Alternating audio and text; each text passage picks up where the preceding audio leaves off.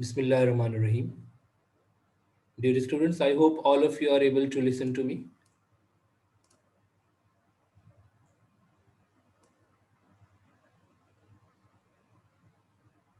Okay, so last time we were going through the comparison between different types of connections which are made over the telephone lines when we are using different kinds of telephone lines, and what are different types of connections that we can make.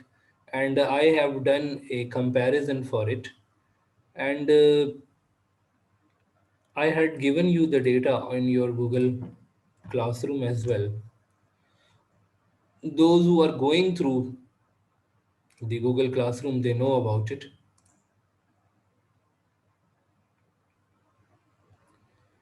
So on 15th, when we had our class, last class, so I had given you this comparison in your Google Classroom. The comparison between the dedicated line and dial-up line. Number one comparison is this: the comparison between a dedicated line and a dial-up line.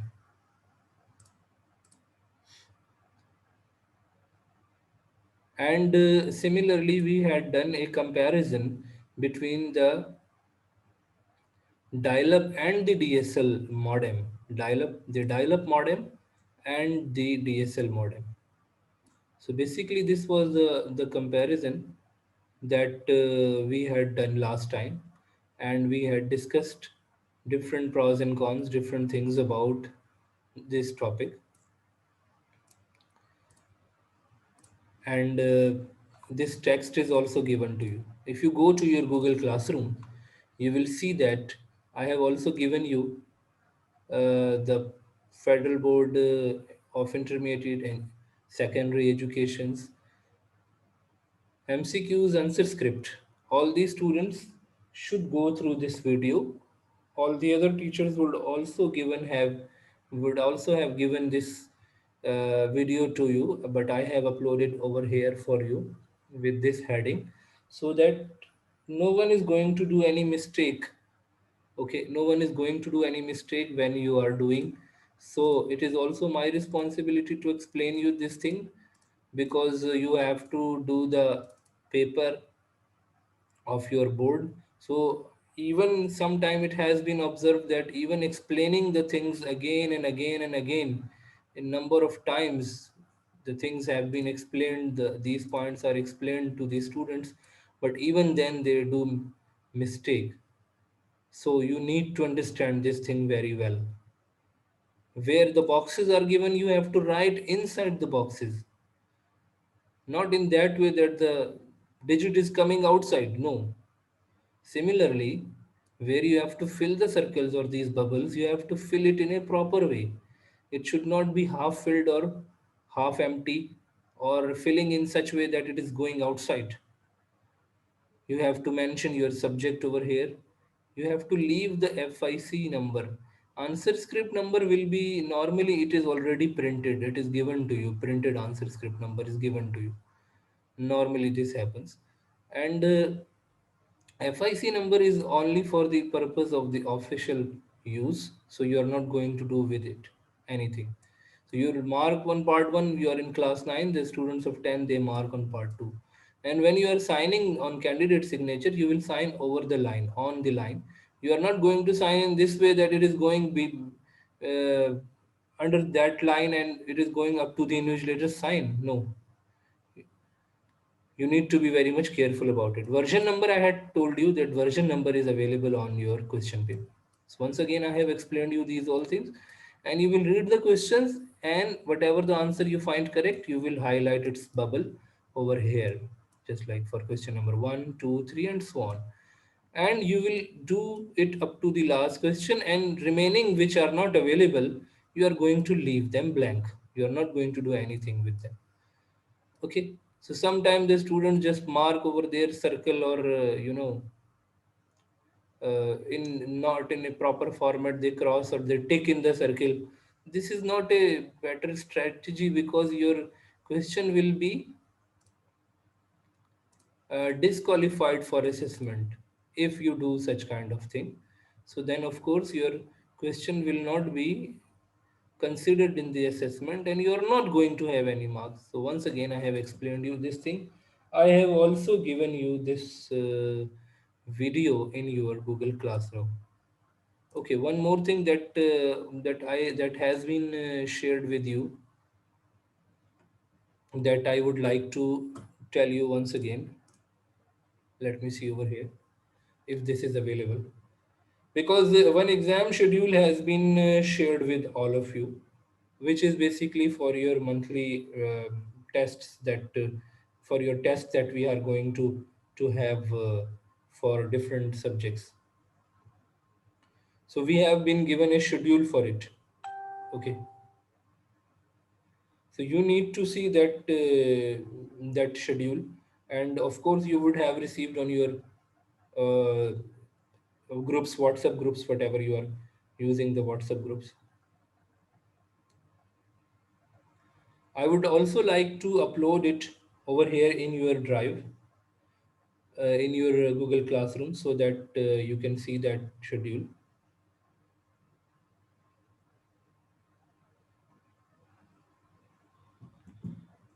So I upload it over here as well.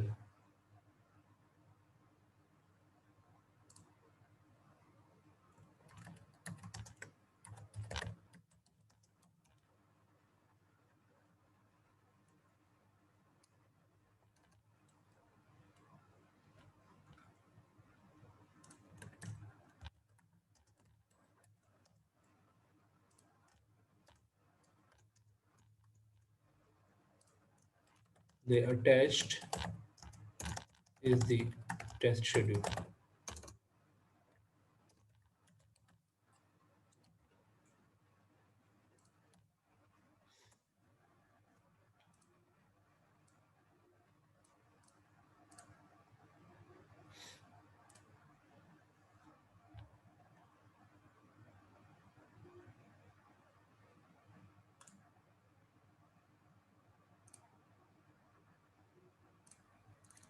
Okay, so here you can see this is the schedule for class ninth. Yes, okay. So you can see over here, I am going to attach it with your classroom as well. So I have shared this thing. You can see over here that for computer science, you are going to have these chapters which are given over here. These are the chapters. And of course, the dates will also be shared. I will also attach these dates. So in test one, you are going to have chapter number one, fundamentals of computer science, and chapter number two, fundamentals of operating system. Then when the second test will be conducted, so you are going to have chapter number 3, office automation and data communication, and chapter number 5 and 6 still we have not started. Definitely its date will be in January, when the test will be conducted to so up to that time it would be completed. So in that test, third test, we are going to have chapter number 5, computer network, that the chapter that we are recently studying, and computer security and the ethics. So these all things are very very much important for you, so that you can prepare it well. So I'm going to share this thing as well. I will also upload the date sheet of the test for you, so that you can see it over there.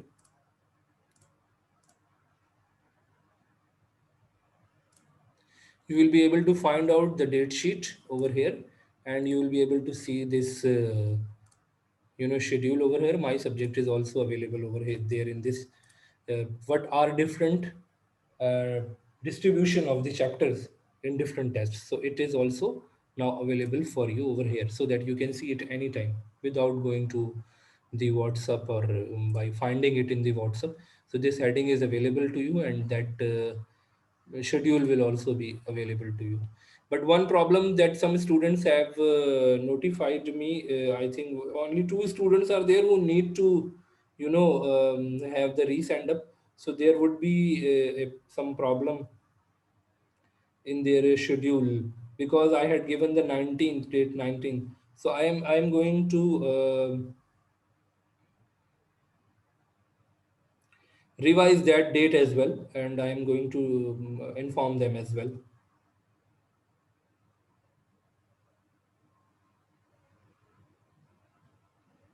And let me attach over here the date sheet as well.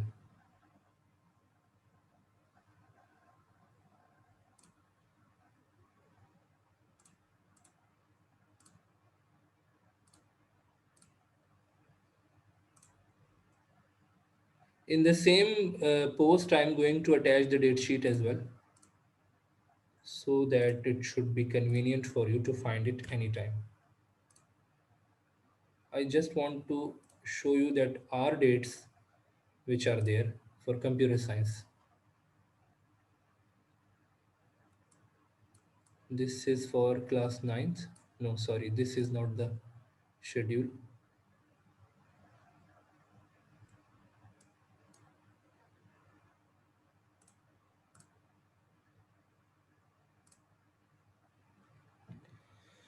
Okay, anyway, in the same post, I am going to attach that list as well.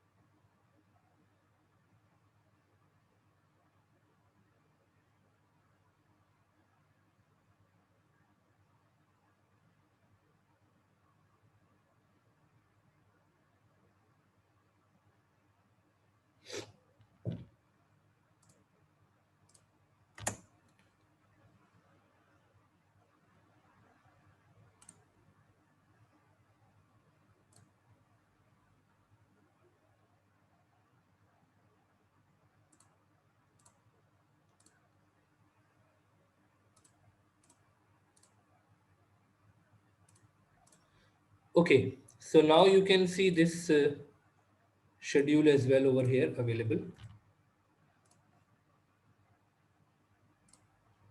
Please check in your Google Classroom. This is for class ninth and 10th. Yes, okay. So the computer science is going to be conducted on 30th November. The first test, as I have told you, for chapter 1 and chapter 2. It will be conducted, inshallah, on 30th of November, Monday. Then second will be conducted on 20th of December, and third is on 14th of January. Okay, so it is basically the schedule of the test. So on 30th of November, you have got this test. So since 19th is there where when you are going to have physics test, so those for them who had for them I had announced the test for resend up. Only I think two students are there who are going to take the resend up. So I had given them the 19th date, so I am going to reschedule their date, most probably 21, because 21 is free between the 19th and Sunday. So I'm going to take the 21st date for them because they are going to have another test on the 19th of November. So that was the thing that I wanted to clarify to all these students. And you can see over here, if you have got anything related to the test schedule or anything, something that you want to ask, kindly ask me. I will clarify if you have got any query for it. Okay, Ji, now we move towards the topic once again.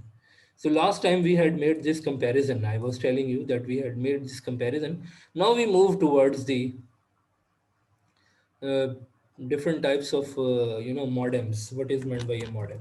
In general, when we define basically what is a modem and why do we use a modem? Because this topic is separately given in your book, and we had discussed the different types of connections, but we need to know what is meant by different types of modems used in different kinds of connection. We need to define them. Before going towards that, let me mark the attendance. Yes, Mohammed Ahmed, you want to ask something? Assalamualaikum, sir. Walaikum salam. Yes. Sir, do we have to use answer sheet same as we use in stand-ups? No, actually, MCQs will be online in your test. MCQs will be online. Okay. And short questions and long questions, whatever the short questions and long questions will be there, these you have to write on paper and you have to submit it using Google Classroom. Right now, whatever the tests we are taking, these are on Google Classroom. Now this thing Thank is you. clear. Yes. Okay. And that sheet, answer sheet that I had shared with you, that is basically for the board exam. That answer sheet, that video that I have shared you with you, of course it will not be available in our internal exams. Okay. I hope this thing is now clear. Okay, so let me mark the attendance.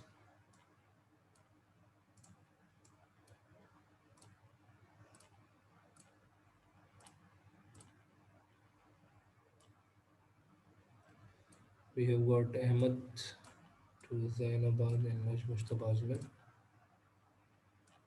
Okay, fine.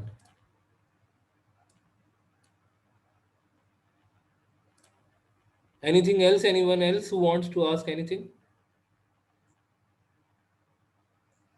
Any question? Okay, good.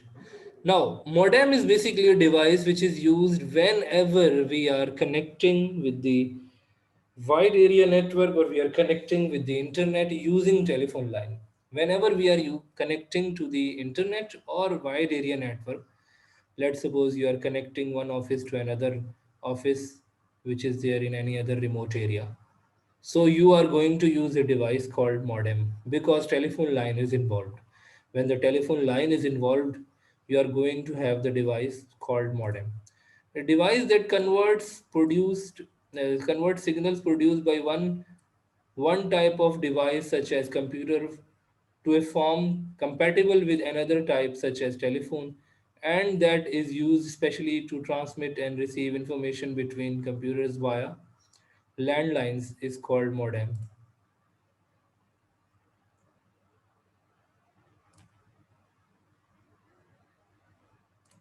Okay,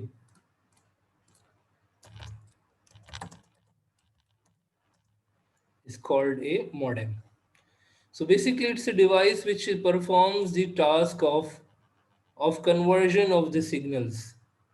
And normally we have got dial-up modem. Dial-up modem refers to an internet connection that is established using a modem.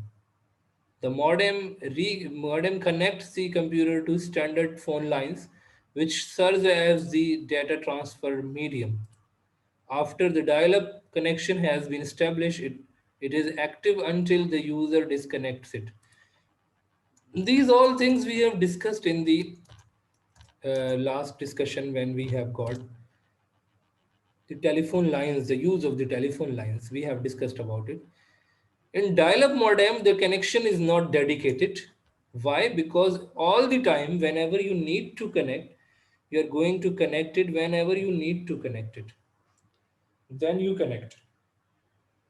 Whenever there isn't any need, so it will be disconnected.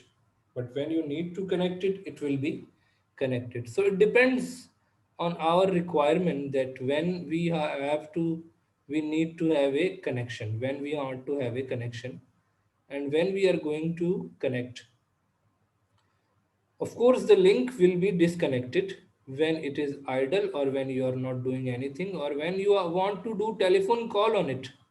So then at that time, of course, the link will be disconnected. It will happen in the dial-up modem.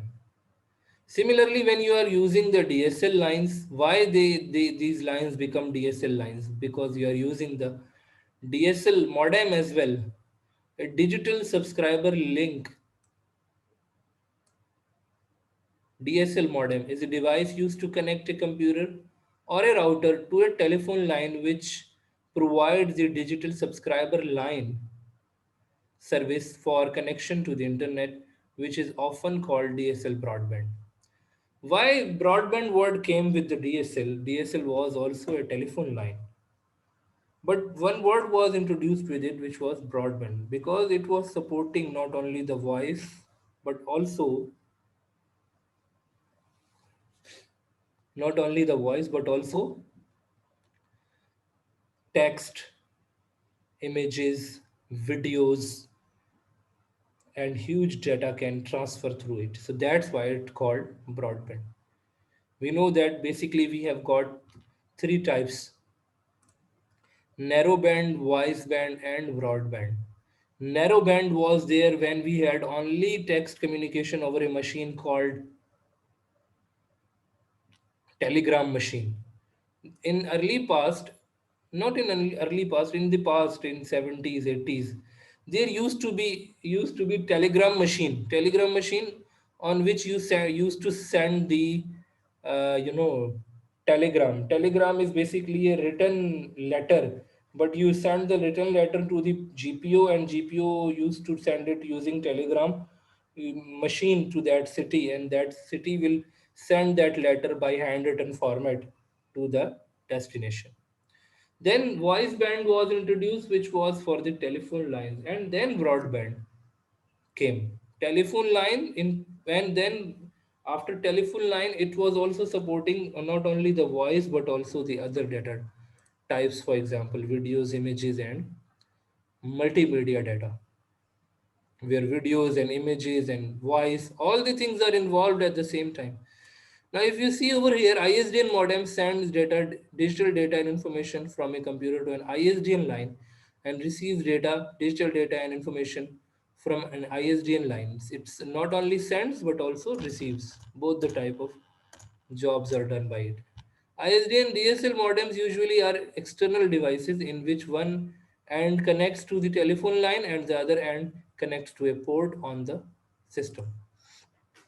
So in all the cases, if you go to and if you find out some images over the Google, you will be able to see that dial-up modem. I click on the images. So you will see that basically this type of modems, these are external modems. Otherwise, we had also the modem card as well. The modem card was also available.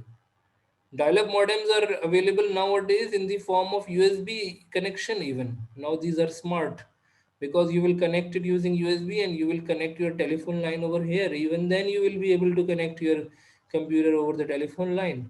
And this is the shape of the card. This was the card that you install in the IO channel of the computer system, and then you become able to attach. And this type of modem is, these are basically external modems that you place on your CPU, that you put on your CPU, place it on your CPU. And this type of modem was called, it is called basically the external modem. Why external? Because it cannot be inserted inside the CPU. It will be placed on the CPU, and you are going to connect telephone line with it. And of course, when you will connect the telephone line, one port will be connected to your PC in the COM port, and one port will be connected with the telephone line, and in this way you will be able to have connection. So this is the purpose of the dial-up modems. These are called the dial-up modems. There are different designs available, and still dial-up modems are being used, still used. Not that much obsolete that these are not available. No, you will be able to find them out in the market. These are available, you can buy and you can use. But since we have got better technologies, so that's why we don't use them, because we have got routers and other technologies. Now if you see the DSL modem, this type of device you would have seen in your homes. The router is also similar to them, because the router that we use, it is basically similar type of shape, which is called a DSL modem. So DSL modem will have such kind of, sometimes such kind of antenna when you are using it with the wireless communication. But it may have the ports as well to connect. Just like if you see over here, the ports are also there, of course. The ports will be there, but wireless connectivity is also possible with the DSL broadband, and you can connect it. So it is basically a DSL router or DSL modem. But nowadays we have got DSL. Basically, we have got the routers. So that's why we don't have the the the DSL modems. We have got the routers. So it is basically a DSL modem that you can use to connect with the DSL broadband. And you can see over here, some buttons are given over here when you are connected to the internet. Of course, behind it, its ports will be available to connect with the computer system. You plug different wires with it. Normally, the computer line is connected to it and the telephone line is connected to it, because at one end you are going to connect it with the computer line and one end you are going to connect it with the telephone line. You can see over here in this example as well. These both are the examples of the, you know, even if you have got the cable which is coaxial cable. Can you see this in this example? The coaxial cable is being used. It is also a DSL modem. You can see over here its vendor name is mentioned over here. Okay, and brand name is mentioned over here. The company name is mentioned over here. And similarly, you can see over there that not only the RJ45 is connected to it, RJ11 is connected to it, but also one power connector is also attached with it, because you need to connect it to the power as well. Otherwise, it is not going to work. You are going to connect it with its specific charger. You are going to connect it with the power, and then you are going to use it. So these are the examples of the DSL modems. If you go and if we search the ISDN modem, so you are able to find out some ISDN modems as well. Internal function is basically connecting to the telephone lines. Of course, the technology is changed. From outside, some devices will look similar in nature. You will be able to see that these are looking similar, but these will be having different, functionality inside. So that's why, and functionality is of course is there to connect it with the uh, internet or with some wide area network outside. So that's why you are using this ISDN modem. Okay, let me show you one or two or three examples over here. This is an example of the ISDN modem.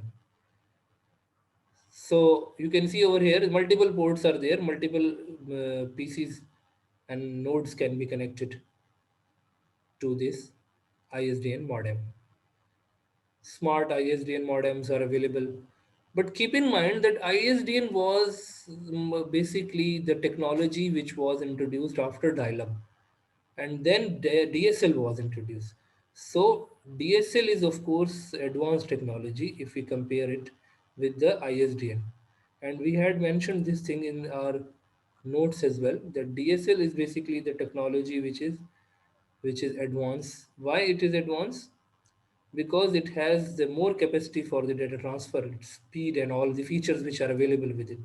So that's why after dial-up connection, dedicated lines, we in after dial-up connection, first we discussed about the ISDN and then we discussed about the DSL. This was basically the reason. If we come to the book now,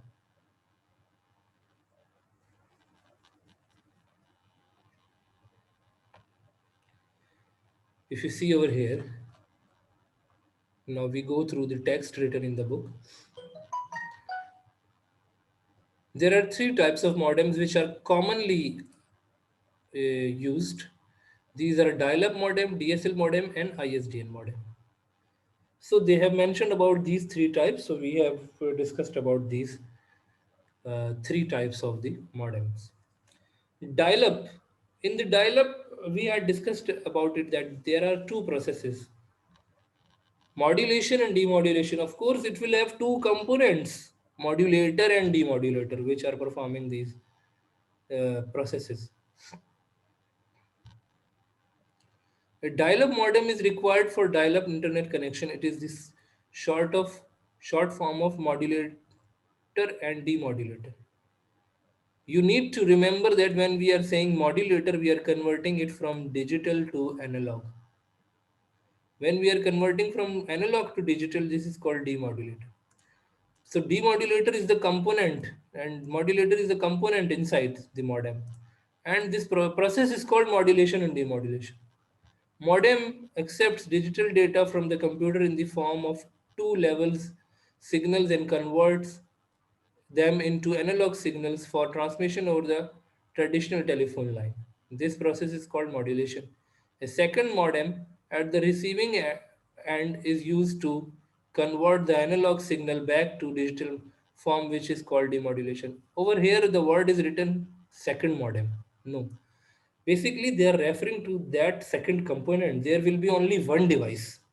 Apparently it will be one device, but inside there are two portions, there are two components, important components, modulator and demodulator. So same modem would be doing, but why they have mentioned this word over here, second modem, does not mean we are going to install two separate different modems, one for modulation and one for demodulation. No, this won't be the case. Basically, they are referring to the second component. The term that they want to use over here is basically the second component is basically the demodulator. First component is the modulator. Analog to digital, demodulator digital to analog. When received the signal, digital signal, so then demodulator is going to convert it back to the digital signal. Over here, the dial-up modems are shown. You can see over here, one modem is basically external modem, and one modem is there which will be inserted in some PCI slot, and you are going to insert it in the PCI slot on the IO channel inside the system unit. Okay, up to here, if you have got any question, please ask me up about this dial-up modem.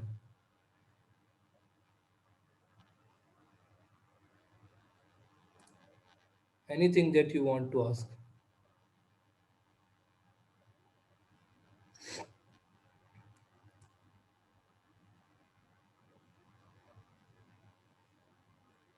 All the things are clear. What should I understand?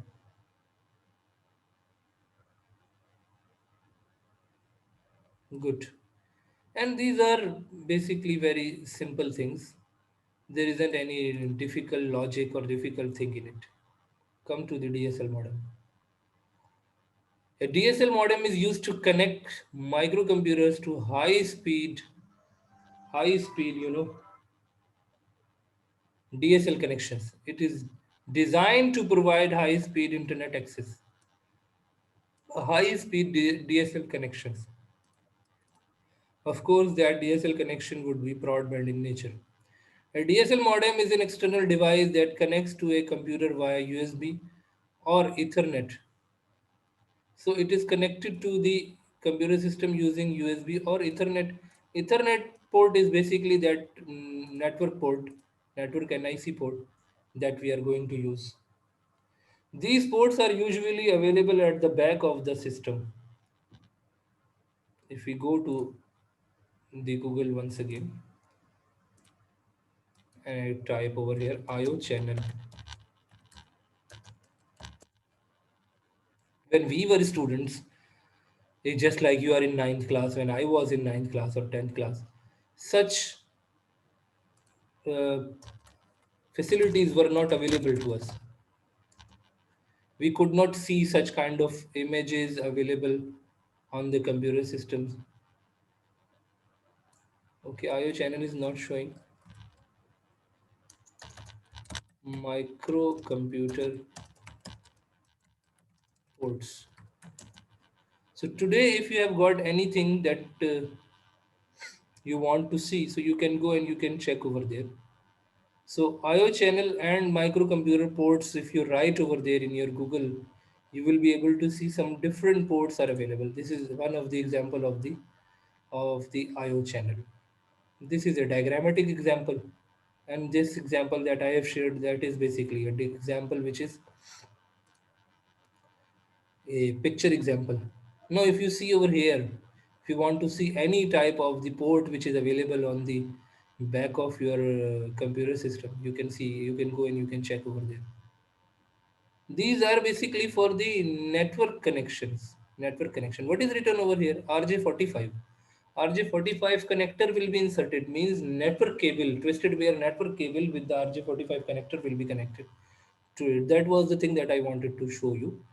So your DSL modem will be connected to the network port on one side of the computer system, and other side to the telephone line. It would be connected to the telephone line. And you can see over here some other examples are also there. Video input DVI port is given over here, USB port is given over here. Okay, similarly PS2 for PlayStation 2, it is basically for keyboard and mouse with one port. Keyboard is keyboard figure is given over here, when other port the mouse figure is given over with this. Nowadays these two things are USB in nature. These used to be PS2, having such kind of, you know, 1 2 3 4 5 6 7 points are there to connect. There used to be pins, but now we have got the USB connector for it. Okay, so this is basically the connector which is available for you for the sake of, you know, network card.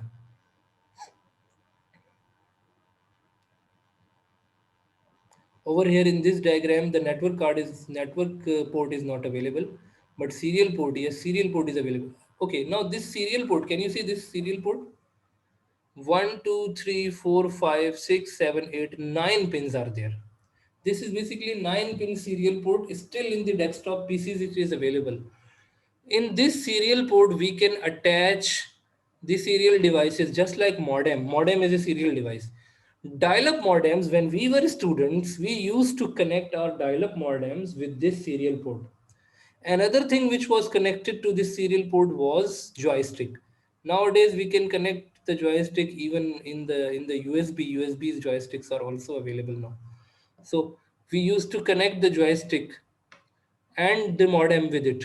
So it was a multi-purpose serial port that was available in the desktop PCs. But now some things have been changed and have been shifted to the USB and, you know, other connections which we have got, just like FireWire and the USB. Okay. So it will be connected to the Ethernet port. What was Ethernet port? That was the thing that I wanted to show you, that this is basically the Ethernet port. These are the Ethernet port that you use for the network connection. These ports are usually available at the back of the system. The back of the system, that area that I have shown you in this diagram, this is called IO channel. Normally we call it IO channel. IO channel where different ports are given. IO channel is basically the part of the motherboard which is visible outside the computer system. Wireless DSL modems are also available for connecting laptop and other wireless devices such as mobile phones to internet. DSL modem means DSL modems are also available, as I have already shown you, and they have got antennas to connect with the wireless devices, just like you want to connect one cell phone or tablet with your DSL modem. So you can do it. This is the possibility of the DSL modem. DSL modem converts the digital signal into analog with high frequency signals that are carried by the telephones, lines, and vice versa. DSL modem converts